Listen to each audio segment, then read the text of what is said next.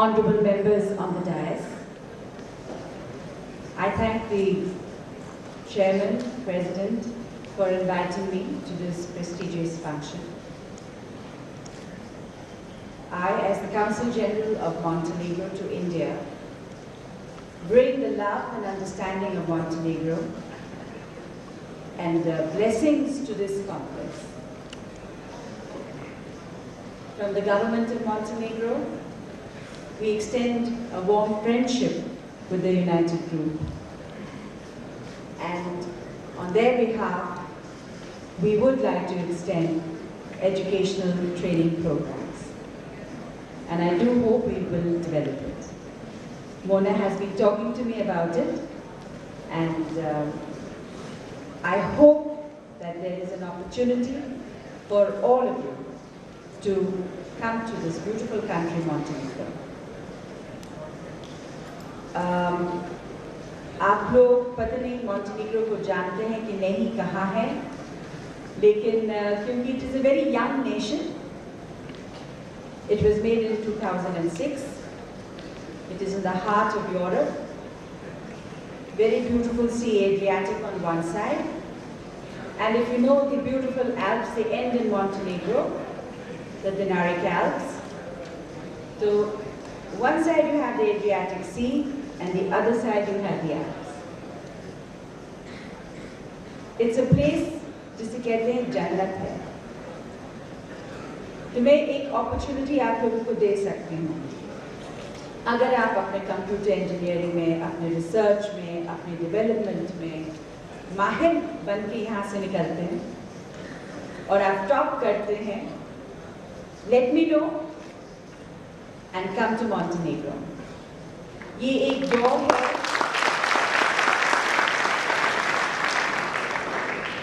to the European Union. बल्कि मैं अभी जिक्र कर रही थी कि भारतीय लोगों के लिए मैंने ऐसे किया है कि अगर आप हिंदुस्तानी हैं और आपके पास एक शेंगन वीज़ा है, आपके पास एक ग्रीन कार्ड है, आपके पास कनेडियन वीज़ा है, तो आप मॉन्टेनेग्रो आ सकते हैं. मुझे आपको वीज़ा देने की ज़रूरत नहीं होगी उस वक्त. तो ये चीज़ें मैंने किया है आपके लिए, और वीज़ा के लिए मैंने बहुत ही साधारण और इजी कर दिया है. अब मैं देख रही हूँ कि आगे चल करके भारत सरकार के साथ एक ऐसा हो जाए कि आप लोगों को वीज़ा भी ना लेना पड़े मॉन्टेनेग्रो के लिए. तो मैं चाहती हूँ कि पूरा दिल्ली, पूरा भारत वहाँ जाए, क्योंकि वो एक ऐसा देश है, जैसे हमारे बहुत ही माननीय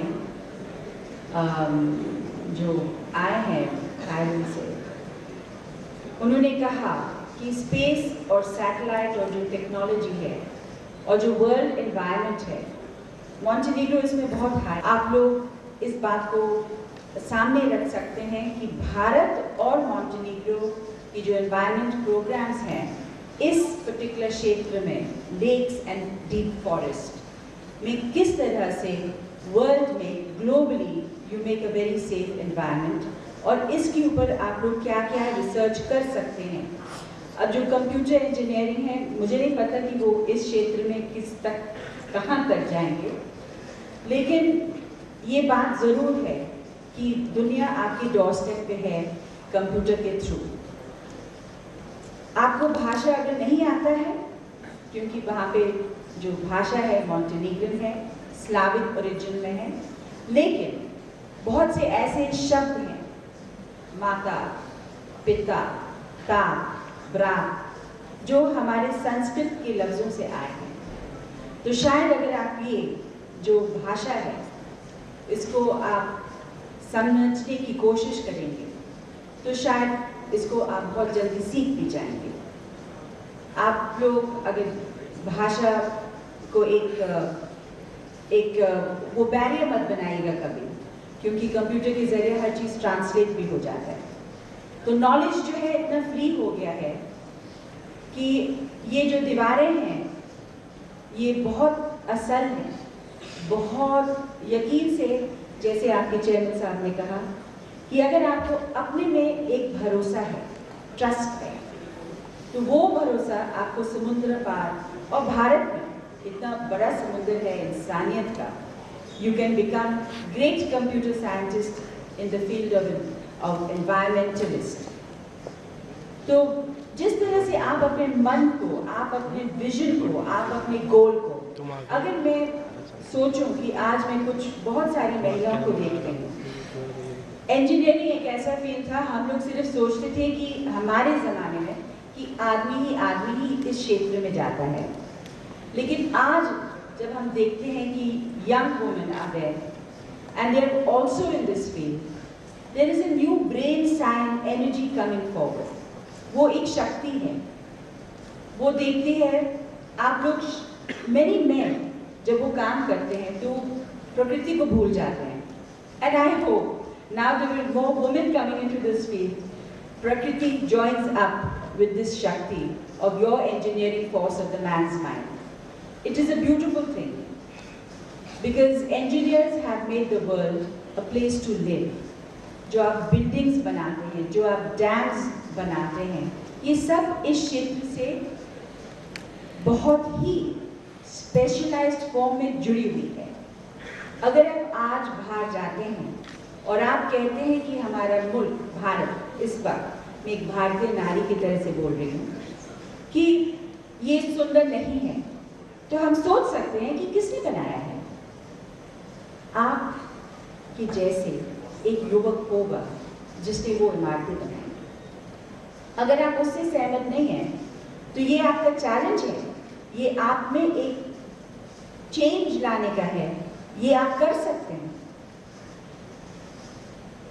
कोई बात मुश्किल नहीं है, और आपको अगर करना है, आपको एक दृढ़ निश्चय करना है और बड़े काम करने हैं, तो बहुत अच्छे विचारधारा, जो एक बुद्धि शक्ति होता है, वो सोच करके अपना जीवन को आज से तैयार करके अंत तक सोचता है। ये नहीं कि आपने आज सोचा और कल भूल गए कि आपके मूल्य क्या है, आपका चरित्र क्या है, आप चाहते क्या हैं। चाहे आप सिर्फ पैसे के पीछे भागेंगे तो आप इस क्षेत्र के साथ अन्याय करेंगे, और अगर आप सोचेंगे कि मुझे एक भारतीय होकर के ऐसी चीजें आप इंजीनियर करने हैं कि ये मुल्क बहुत ही सुंदर होगा, तो मैं गर्व से, जब मैं मॉन्टेनिग्रो में होती हूँ, तो मैं अपना भी सिर ऊंचा कर सकती हूँ कि ये हमारे भारतवर्ष के, हमारे यूनाइटेड कॉलेज के स्टूडेंट्स हैं। तो मैं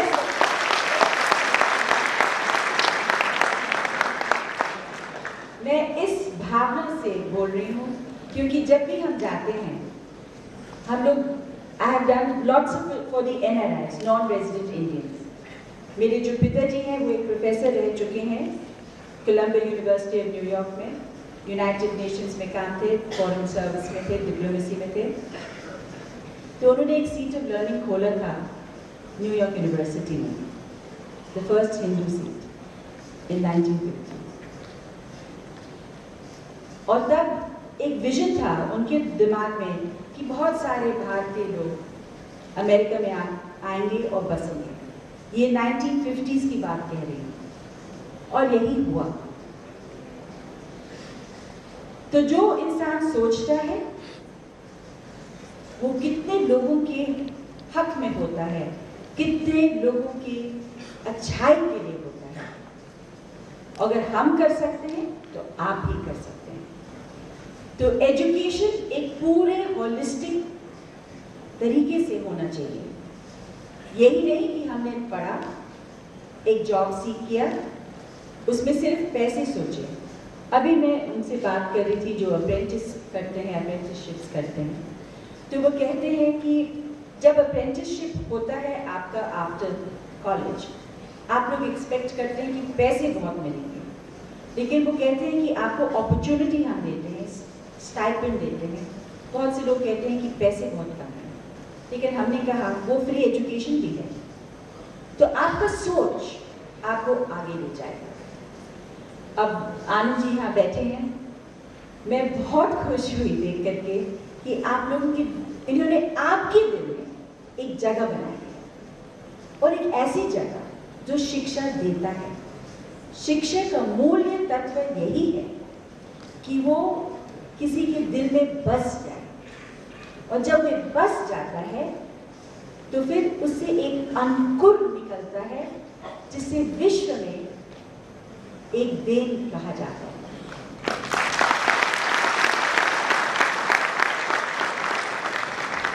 और क्योंकि ये कॉन्फ्रेंस अब लंबी चलने वाली है, मैं नहीं चाहती कि मैं बाकी स्पीकर्स के बीच में आऊं, तो इन्हीं शब्दों के साथ वेलकम टू मॉन्टेनेग्रो।